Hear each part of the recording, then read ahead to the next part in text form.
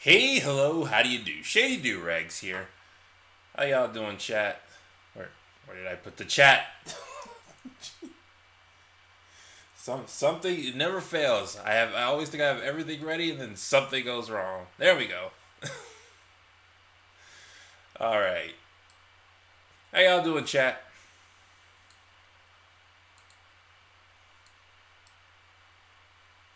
Chat. Hello.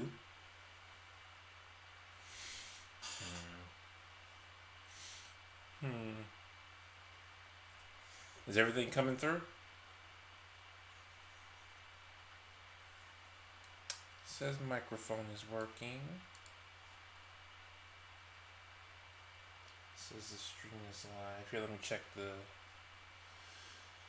the preview stream right quick. Yeah, preview stream is up.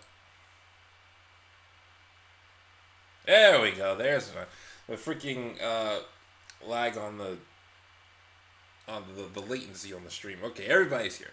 All right, so we's gonna be talking about Hamilton today. That's gonna be the major topic of today.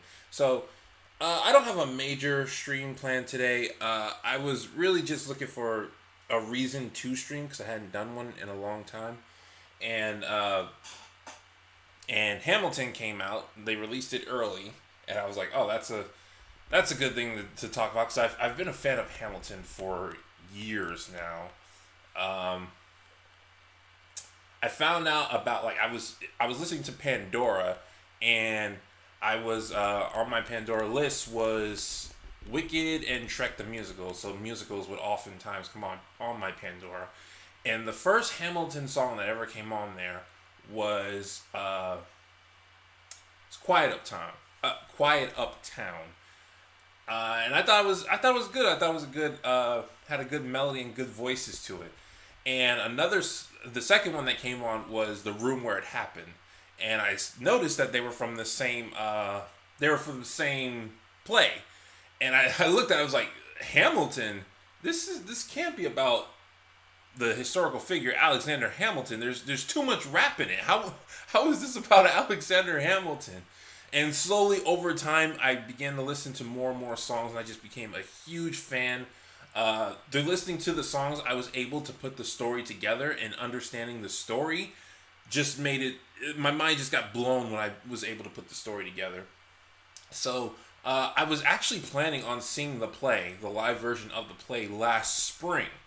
But then the whole thing happened where everybody wasn't allowed to leave their homes, and it got canceled. So I couldn't get tickets to it. But in a ways, this was kind of better because this has the original cast in it, and I really wanted to see the original cast. But the play. So first of all, I am a huge fan of Hamilton, as I have said. I'm a ridiculously huge fan of it. The reason I love Hamilton so much is because it's a really creative way to go about educating people. Yeah, not everything in the play is 100% historically accurate, but it it brought forth things that are popular in our time and used that to educate people, and I love that. I love things that do that. One channel I used to praise all the time was Wisecrack because they had thug notes, and they had what was it called, Alien Cinematic or something like that, and they would educate people through literature using interesting means. And Schoolhouse Rock is something I will always praise the crap out of, and I think Hamilton did that really well. Turning a cabinet meeting into a rap battle, and that was their intention because they actually take out traditional mics during that. I also love Hamilton though because the character Alexander Hamilton himself is so driven to accomplish his goals. I specifically like him in the first act because that's when he's trying to accomplish what he's trying to become somebody, and he doesn't let things stop him from achieving his goals. And I related to that. I related to that so hard. The songs I'm Not Throwing Away My Shot, Right Hand Man, and Nonstop. Just those three together, I really related to. I also like the concept of Aaron Burr, how he was very similar to Hamilton, but had a different mindset, and how it comes back. By the way, there's going to be spoilers of this thing if you haven't seen it yet. So that's mainly what I like about Hamilton. So, I want to see your take on Schoolhouse Rock now. Maybe someday. I have been thinking about doing a video on Schoolhouse Rock. Maybe someday. Not right now, though. But the play. So the actual play itself. I did not know there was no dialogue. I thought the songs, like, I know pretty much all the songs. And I was like, oh, the play is so song heavy that I was able to put the story together via the songs. I didn't know there was no dialogue. Like, I didn't know the songs was it. I think there's like 30 to 60 seconds in the play that's not on the soundtrack. I was completely unaware of that. Because I often tried to advertise Hamilton to my sister, and she's like, I can't really get into it without the story, so I would like to go and see the play with you once we go see the play. Because I would like to get the dialogue so we can understand the story. And then when we were watching it, I was like, oh, geez, there's no dialogue. This would be very confusing if I didn't already know the story, so I'm not mad at it for not putting dialogue. It's just, I think that's going to be very confusing for some people. It's not the first play it's not the first musical that has had no dialogue in it. I would say between the play and the soundtrack, because the soundtrack is what I've been listening to for years and years. I like the soundtrack more, but I don't necessarily think it's objectively better. I think it was just the first thing I came across. When it comes to Shrek the Musical, I like the play more than the soundtrack, because the play is what I came across first. But some differences that I notice between the soundtrack and the play. In the soundtrack, Hamilton is very firm in a lot of what he said. In the play, he's very nervous. And I don't mean Lin-Manuel. I mean the character Hamilton is very nervous. Like when he's introducing himself to Aaron Burr. In the soundtrack, while he is trying to be respectful, he's not nervous. He's still confident about himself. In the play, or at least this version of the play, because every version of the play is going to be slightly different than the last. This version of the play, there was a lot of times where he was nervous when he was talking to someone. And I don't think that's a bad direction to take the character, but that's not the Hamilton I fell in love with. The Hamilton I fell in love with was very assured of himself, very confident. You could even say arrogant. And so I missed that when I was watching the play. I didn't hold it against the play. I just missed it because that's the Hamilton I fell in love with. Aaron Burr sounded very different. He acted the same way. The actor smiled so much, which, thinking about Aaron Burr, talk less, smile more, maybe that's what he was trying to go for. He was trying to go for this character who's fake smiled all the time, but he smiled so much, and it took me out of the play a lot because the smile was so fake, and I could just see right through it. When I pictured Aaron Burr in my head, I pictured someone older than the actor that's in the play, which again, I don't hold that against the actor. He can't really change his age. Well, I guess they could use makeup, but I don't really hold that against him. It's just that's how I pictured. I pictured the actor of Aaron Burr being older than he actually was, and his bass is gone. Like, he has much deeper bass in the soundtrack. Washington is pretty much everything I pictured. Eliza, for some reason, I know for a fact Eliza is not white, but I always picture her that way. I think maybe her voice just sounds traditionally white, but I think she's Asian in the play. Angelica looks exactly how I pictured her. The only difference is when Angelica sings on stage, and she has one of the best voices in the cast, in my opinion. When she sings, she opens her mouth really wide. And that's, again, it's just not how I pictured it. What else? Jefferson. When you're just listening to the soundtrack, Jefferson is mainly antagonistic. When you're watching the play, the actor playing him has so much fun playing Jefferson with all his movements and dancing around. He is a much more likable character. Like, I never hated his character listening to the soundtrack, but he sounds more like an intellectual antagonist than he is a fun character. Interesting you think there's so many differences in sounds between the movie and soundtrack. I didn't really notice that so much. Lynn used to listen to cast albums growing up, so designing a show that could be absorbed mostly through the cast album, not soundtrack, was part of his intent. What was the first Hamilton song you listened to? I said this earlier. It was Quiet Uptown, which should be called Unimaginable, but for some reason it's called Quiet Uptown. But where was I at? Jefferson. Jefferson's a much more fun character. Like I like Jefferson's character more watching him than I did listening to him. Not to insult his voice. His voice is great. What's his name? I gotta think of his name. Hold on.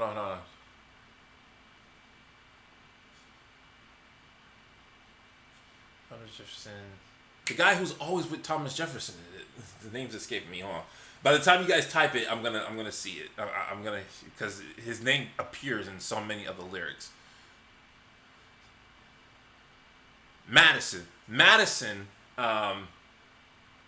James Madison. Yeah, him. He has less of a presence in the play than I thought. Because in the soundtrack, he's there. He's almost always there with Jefferson in every song, but his presence isn't as noticeable in the play. I was watching this with my family, and it kind of confused some of the people when the same actors came out on the stage as different characters.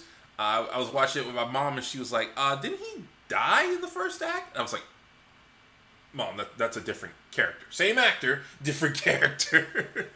I don't blame him though. Like the actor who played Hamilton's best friend and his son, his costume wasn't that different from each other. So yeah. I know the show was shot for this production, but I wonder how differently these reactions would be in a live theater. Yeah, I mean, like I said, I'm not trying to hold this against the play. I just came to know the soundtrack, and these differences I do notice.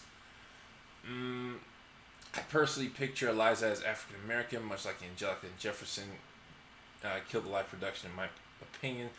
But no doubt Angelica stole the show. Yeah, I feel like Angelica, I would say, I love both Eliza and Angelica's voice.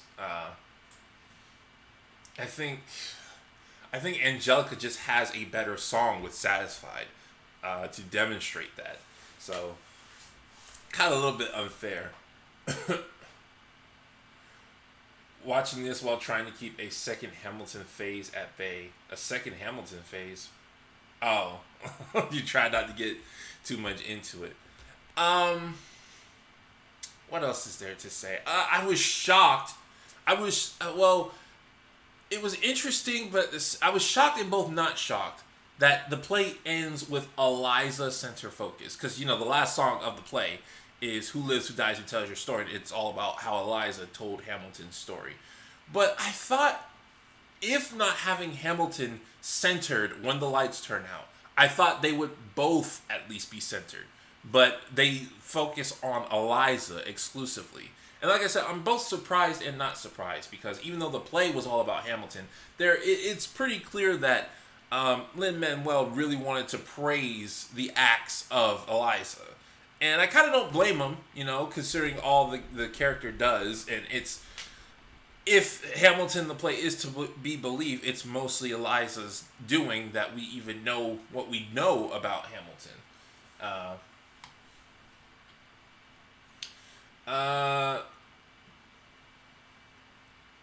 Do you want to see, because I love U.S. history. Watching this one, I read that.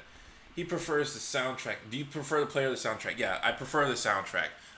Mainly because it was the first thing I came across. And the parts of Hamilton I fell in love with are mostly in the soundtrack. And with plays, they're not always going to be on rhythm when they're singing. And that's why, the conductor is there to make sure the music flows naturally. When you've listened to the soundtrack as much as I have, and then you go to the play, you really hear the subtle differences. But the subtle differences are all part of a live play, of a musical. So, it's to be expected. One friend of mine suggests that Eliza is the protagonist. No, she's not the protagonist of the play. but I would say she might be the purpose of it, because she wanted to get Hamilton's story out there, and Lin-Manuel was able to do that with this musical. But I wouldn't say no. That she's not even close to being the protagonist. She's not even. What would she be the deuteragonist? No, Aaron Burr's the deuteragonist. Maybe the third one. I forget what's called, Tritagonist or something. Maybe that one. Even still, like, there's the first there are two songs that are specifically about Eliza, and that's "Helpless" and "Burn," and both of them seem like side notes. Like, I feel like the play is more about Angelica than it is about Eliza until that final song where it's revealed that Eliza comes back. I don't want to knock Eliza's character because I love Eliza's character within the context of the story. She's like the most selfless character in the entire story. So, okay,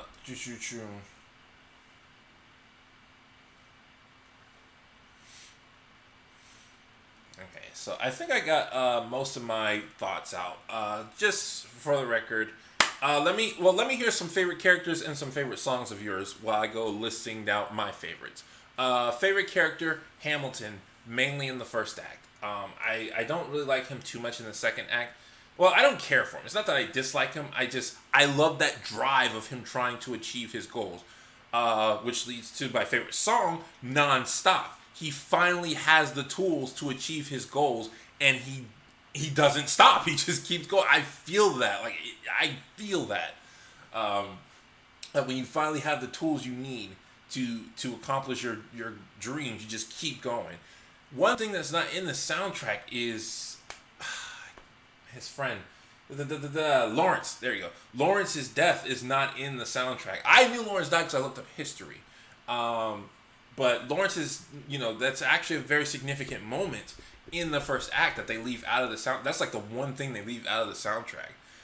And it's interesting because I already love Non-Stop, but that's played right before Non-Stop in the play because it shows another reason why Hamilton's drive just increases. I always thought it was because he just really wanted to achieve his goals. That if you listen to the songs in the first act, that's what it seems to be leading up to.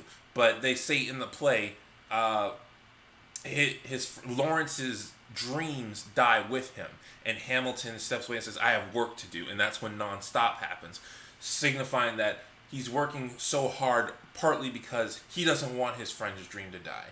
He wants it, and they kind of took a part of that out because some deleted scenes with Hamilton were him fighting against slavery, and that's what Lawrence was talking about, how black people should be free and treated equal and blah blah blah.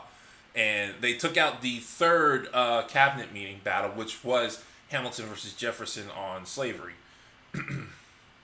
For me, Non-Stop is one of the best Hamilton songs. For me, okay, objectively, it's hard to say because there are some really good songs in Hamilton. Like, I don't think I could do a top 10 Hamilton songs. Like, I could probably do a worse one. Like, the only song I don't like in Hamilton is the King George songs. Those are the only songs that when it comes on my playlist, I skip. They're fun. Good afternoon, Greed K Greed. They're fun when you watch them in the play. Like, I was wondering why the audience cheered so hard when the King came out, and then I saw he was building up the comedy of his character. So I understand that, but listening to them, they're just not as I don't want to say as good, because they have decent melody and decent lyrics. Maybe not as fun, maybe not as catchy. I'm not sure, but there's something about them that I just don't like, and I'm ready to skip. My top favorite is probably The Room Where It Happens. The first song I ever really jammed to, because like I said, when I first started hearing Hamilton, all the songs I really liked them. I didn't skip them on my playlist. But the first song I ever really jammed to was Right Hand Man. Right Hand Man. And then I kept hearing about this song called The 10 Dual Commandments. And I was like, I was just kind of skipping over it because I hadn't heard it before. And the first time I heard it, I was like, how have I not been listening to this? Oh my, wow. I like Farmer Refuted because it's fun for me to sing. It's like right where my voice sits. Farmer Refuted's a fun one. Another fun one is the one right before Battle of Yorktown. Let's go. Guns and Ships. Yeah, that's a fun one. Washington on Your Side is a fun one. It's lots of fast. The really fast ones that you can keep up with, those are fun ones.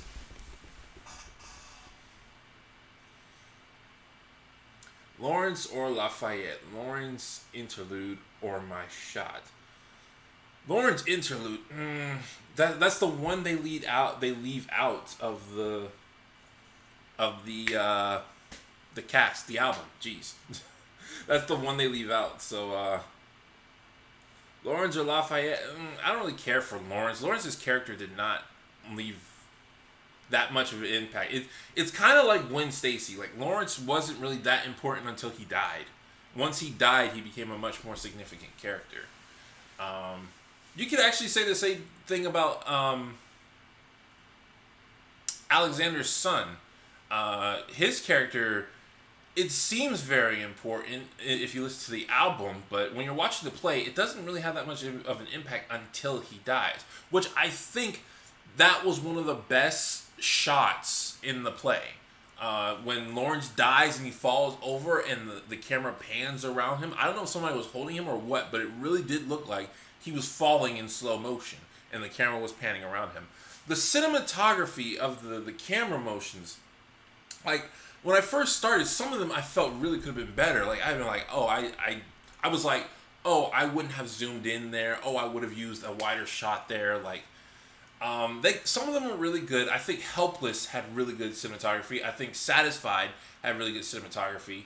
And the choreography of the dances, some of them were exactly as I expected. Like Right Hand Man, Nonstop, Room Where It Happened, and Burn. Those were how I expected. But a lot of them I thought would have more going on with them. And they didn't. They had less. It's Quiet Uptown and Satisfied are my personal favorites. Well, I can only say what my top one is Nonstop. Then there's like S tier, but not high S tier, which is 10 Dual Commandments, Right Hand Man. And then most of the stuff like falls on the same line as It's Hamilton. I will listen to it and I will love it. And then there's just the King song. What's this song called? They Say or something? They Say You're on Your Own. You know, all the reprise.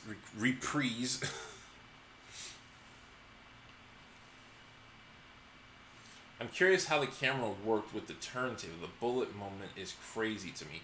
There's one shot where they show the scene from up top. They rarely did that. I was like, I would like to see more of those shots. They clearly had a camera up there, but they didn't use it a lot.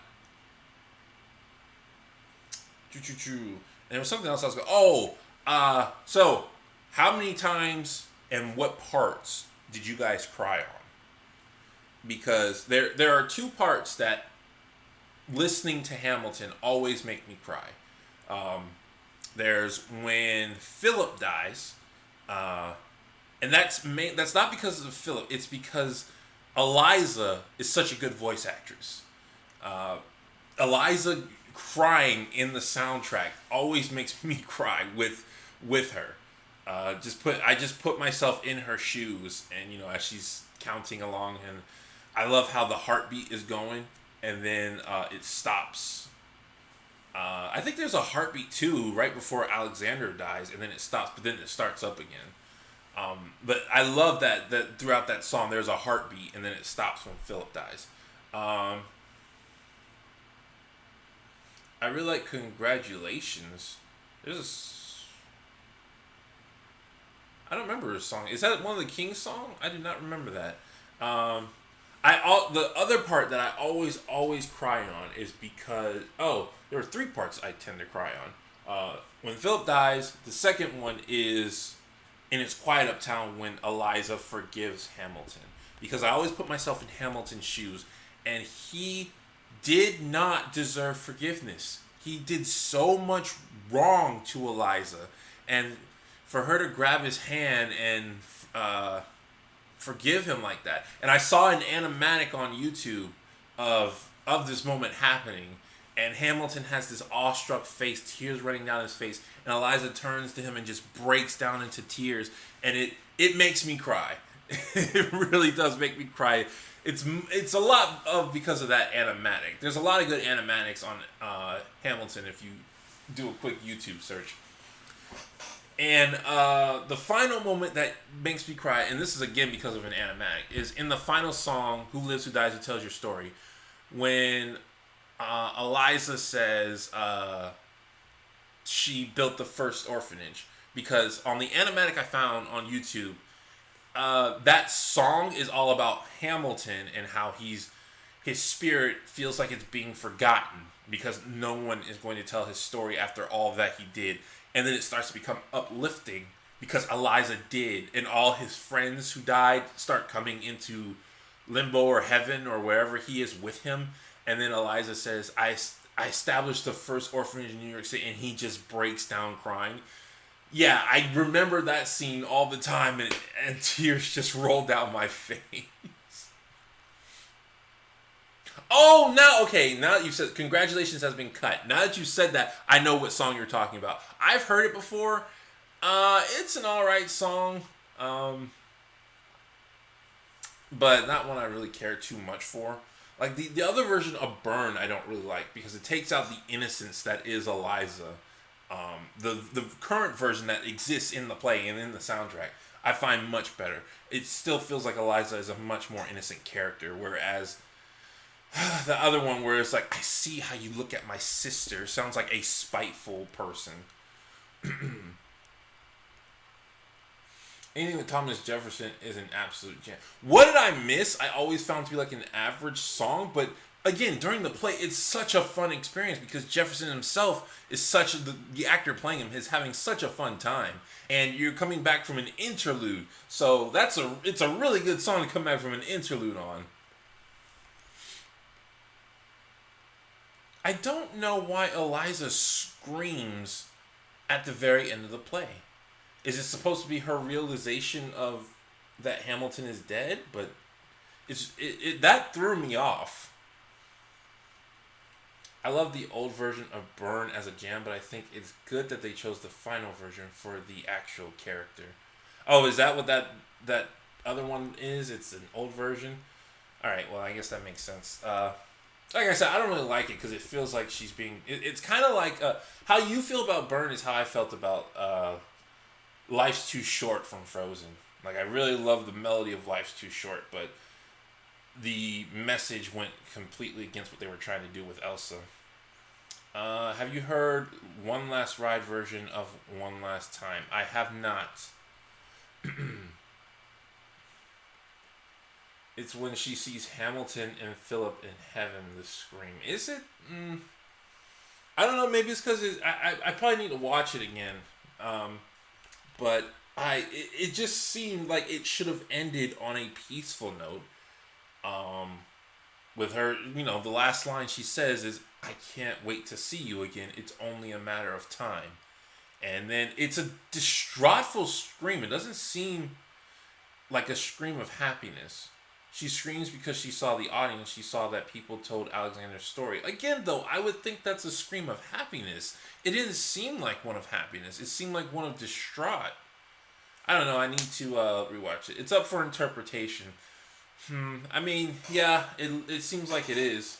I think of it as her seeing the audience, realizing the story got told as well. And Theodosia Aaron Burr's daughter... Is Theodosia Aaron Burr's daughter? Because I was really confused. He said that you will come of age with our young nation. So I was wondering. Yeah, Theodosia is Burr's daughter. Some people have said that historically his daughter did die pretty young. Theodosia was his lover's name, whom he eventually married her, and he named his daughter after her. So when he's talking about Theodosia in Wait For It, that's his lover. When he's talking about Theodosia in Dear Theodosia, that's his daughter. He named his daughter after his lover, wife, whatever she was at the time.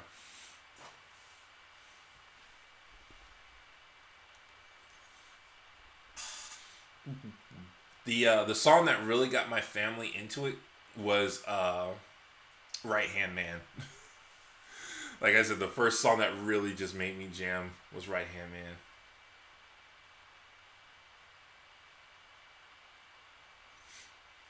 Theodosia was born in 1783. When did the Revolutionary War end?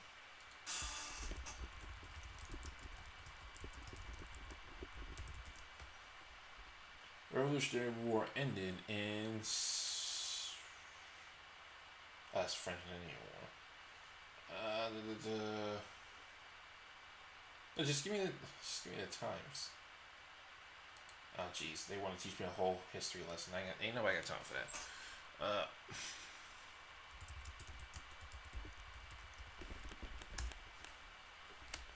1783. Okay, so this is the exact same time that Theodosia was born.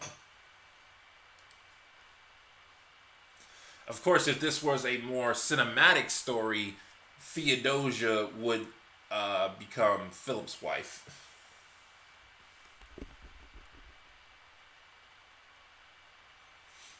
Yorktown was 1781. Oh, you're right, yeah. Yeah, they say that in the songs. I find that you can easily get lost in the play if you're not paying attention. The part I noticed that was immediately after I Am Not Throwing Away My Shot, they jump into the story of tonight. I was like, if I didn't know the story, I would be completely lost. Like, how did we get to the story of tonight from Not Throwing Away My Shot? Or is it just called My Shot? Thoughts on the John Lawrence interlude between Dear Theodosia and Nonstop? Well, I said this before, but I'll go ahead and repeat myself. It's not in the... That's the 30 seconds that's not in the album. And it's interesting to me because it increases Hamilton's reasoning for Nonstop. Because I just thought Nonstop was his drive to succeed. And I love that about him. Adding this to it doesn't really take away from anything. It just, further increases his drive. His friend died, and he didn't want his friend's dream to die with him. Because that's what they said in the letter. He died, and so did his dream. And Hamilton walks off and says, I have work to do. Have I been out of focus, out of center this whole time? I keep leaning this way because that's where my desk is. And the chat was covering up half the thing I was looking at, so it looked like I was centered. She screamed because she was the one to tell his story. See, if it was a scream of joy, I could understand that, but it sounds like a scream of distraught. Maybe it was meant to be a scream of joy, and then it just sounded like that. I don't know. I do not know. Okay, so I think I've gotten all my thoughts on Hamilton out. Doesn't he mention Lawrence in Hurricane? I don't recall him mentioning Lawrence in Hurricane. He mentions him in his monologue.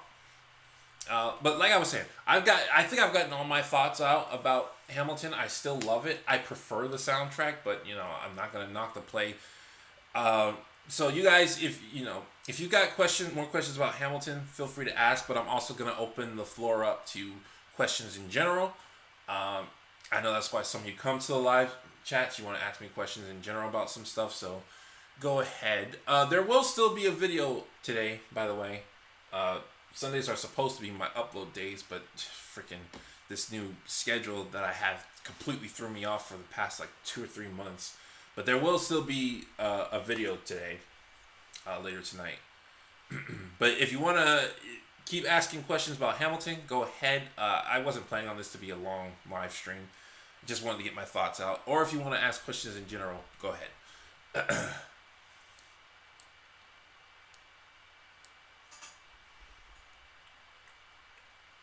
What was your favorite show moment? The thing you couldn't know just listening to the soundtrack. Well, there's only, like I said, there's only really 30 seconds in the show that's not in the soundtrack. And I don't really, I can't really say I have a favorite. I guess just Jefferson dancing, because his character becomes a lot more fun.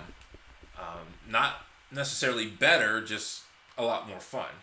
Have you seen 10 Things, One Thing? I have not seen such a thing. New. I think YouTube did a purge, another purge, because I lost a ton of subscribers. And I heard this was happening to other YouTubers as well. So, thanks, Mr. Durags. For what? What did I do? I loved all the physical comedy you missed in the soundtrack. Yeah. In my head I was giving a lot of physical comedy to Hamilton and his friends in the first act. They don't really do a whole lot of that, except like a couple of moments in Not Throwing Away My Shot. I love. Well, none of the dancing is featured in the cast album. Wonder why that is.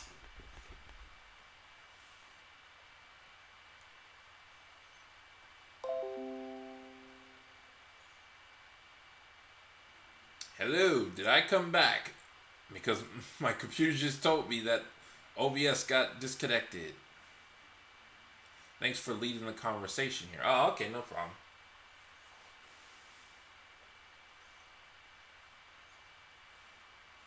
Ten Things, One Thing is a cutout of Hamilton, and it's about Hamilton's final moments. Oh, no, I have not heard that. I have heard, Congratulations. I've heard the alternate version of Burr. I've heard the third cabinet debate. I think that's it.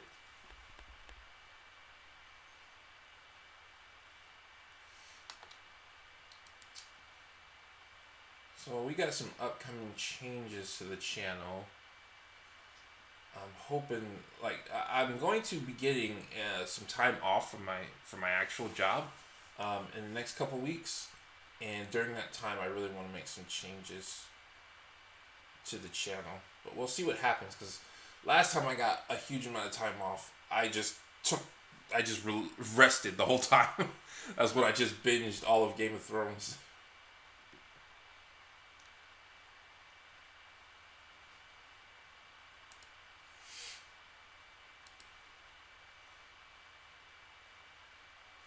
There's a third cabinet debate. Yeah, there is. It's only Lin-Manuel singing it, but it's supposed to be Hamilton, Jefferson, and Washington. Is there a song on the play that you think was done better than just listening to the soundtrack version? If you're just talking about audio-wise, I don't think so. If you're talking about watching it, What Did I Miss is definitely better.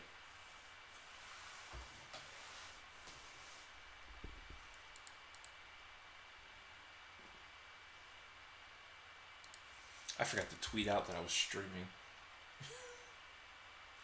Oops. Oh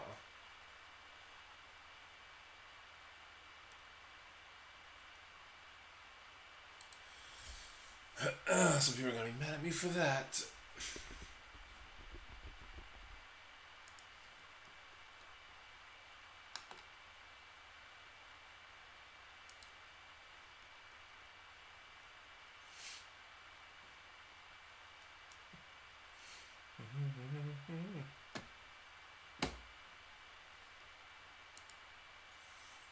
How long have we been? We haven't been streaming for an hour. Yeah, that was shorter than I anticipated. Usually I plan on streaming for like 2 hours and I go like 3 or 4. This time I was planning on streaming for 2 hours and it's only been 45 minutes.